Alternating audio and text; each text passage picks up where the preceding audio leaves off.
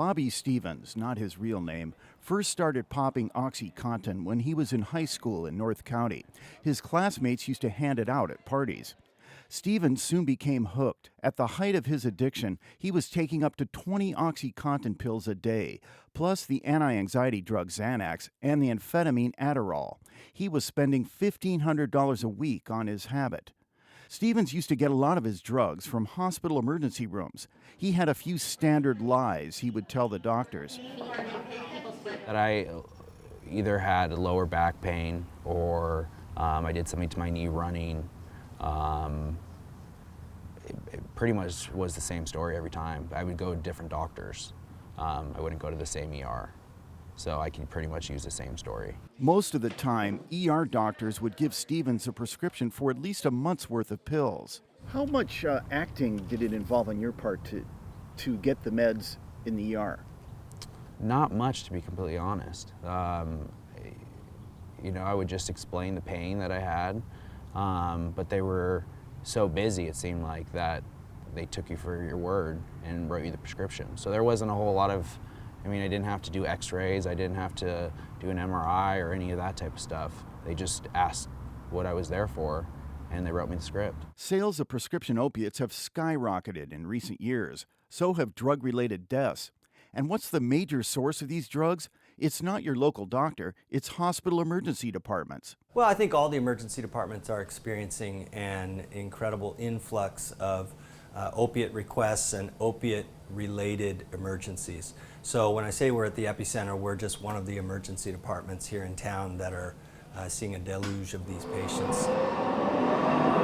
Alvarado Hospital sits right off a trolley stop in La Mesa. That makes it convenient for patients who need to see a doctor right away. Dr. Kelly points out physicians can't always tell when someone is in pain or just faking it. Our goal, first of all, is we want to help. So each case we look at and we say, how can I help this person? And then second, we really want to do no harm, and that's where a lot of the narcotic issues come up. So there's a lot of harm that's related to the use and misuse of these medications. Yeah. I'm not sure where though. The emergency department at Scripps Mercy Hospital in Hillcrest is one of San Diego's busiest. More than 57,000 patients were treated here last year. Dr. Ranit Lev says lately she's noticed an enormous increase in patients who are asking for painkillers. These days, about 1 out of 5 patients in her ED are taking narcotics. When you talk about cocaine or heroin, you talk about the drug lords in Colombia, and you talk about designer drugs such as spice and bath salts. Those are the chemists in China. But prescription drug abuse and deaths usually are given by well-intentioned, well-meaning physicians, and we need to kind of change the way we practice and get a hold of this epidemic. To that end, Dr. Lev is leading an effort to change the way local emergency departments dispense painkillers. With the help of some other ED doctors in San Diego, Lev has come up with a set of guidelines. Under the new rules, people who come to the ED for chronic pain will be directed to visit their primary care doctor. Someone who has pain for more than 3 months or needs any long-acting pain medications that last in the body for a long time, those are the people who need to get all their prescriptions coordinated by one prescriber and one pharmacy. Dr. Lev says these changes will not affect people with acute or sudden pain from, say, a broken arm or a kidney stone. They'll be treated with the appropriate pain therapy. The new guidelines will affect people complaining of chronic pain. That's the population at risk who die unintentionally. They don't know that they're taking all these medicines from different providers, different prescribers. They got something from the ER, something from the psychiatrist, something from the primary care doctor, and people die from that. And that's what we want to get a grasp on and prevent. Dr. Michelle Lamantilla directs the chronic pain program at the San Isidro Health Center, a network of community clinics in the South Bay.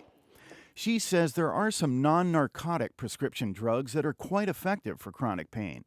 Lamantilla thinks doctors who prescribe narcotic painkillers need to be more careful. I think sometimes we feel it's only 1% of people that might have a problem with the drugs and that we as physicians are going to easily be able to pick them up, but that's really not the case. All hospitals in San Diego and Imperial County have tentatively agreed to the new narcotic guidelines. They could be rolled out sometime this spring. After 8 years of abusing narcotics, Bobby Stevens has finally quit. He's been in recovery now for 4 months. Stevens wishes those emergency room guidelines had been in place back when he got hooked on painkillers. I don't personally feel like I would be where I'm at today if they weren't so easily available. So I think it's a great thing. In 2010, more than 16,000 Americans died from an overdose of prescription narcotics. Kenny Goldberg, KPBS News.